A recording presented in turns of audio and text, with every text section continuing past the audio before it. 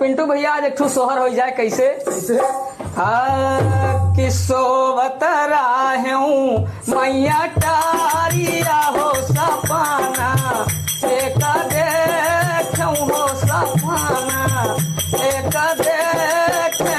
हो मोरी सबल ककारा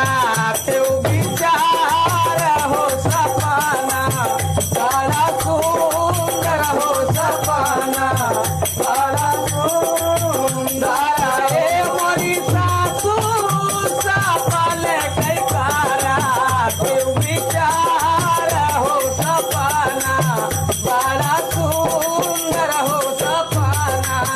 बड़ा सुंदर हो। तो भैया हो भैया वही पहले सपन के बारे में बतहिया बतावत बा कैसे कि पहिला सपन